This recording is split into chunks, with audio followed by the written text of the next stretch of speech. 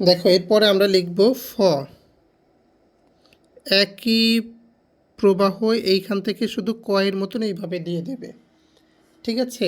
আবার দেখো প্রথমে মাত্রা, তারপরে এখান থেকে রাউন্ড করে সোজা, এই দাগটা সোজা হবে, এইখানেই তোমাদের সমস্যা হয়। এই মকসিদ খেয়াল করো। আবার দেখো রাউন্ড করে এই জায়গা থেকে এইভাবে করে গোল দেবে। আমি আবার দেখাচ্ছি।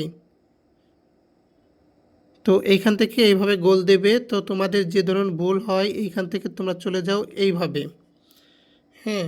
আবার কাউকে দেখা যায় একটা বড় একটা ছোট, তারপর এইভাবে, ঠিক আছে। তো এই জায়গাতে মূলত তোমাদের দাগগুলো স্ট্রেট হয় না, সমস্যা হয়। এটা একটা বড় একটা ছোট, এটা করা যাবে না।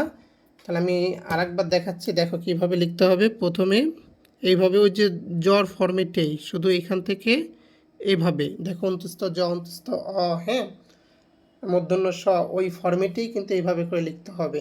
লেখো সবাই, কয়েকবার করে লিখবে, বসে থাকবে না, ঠিক আছে।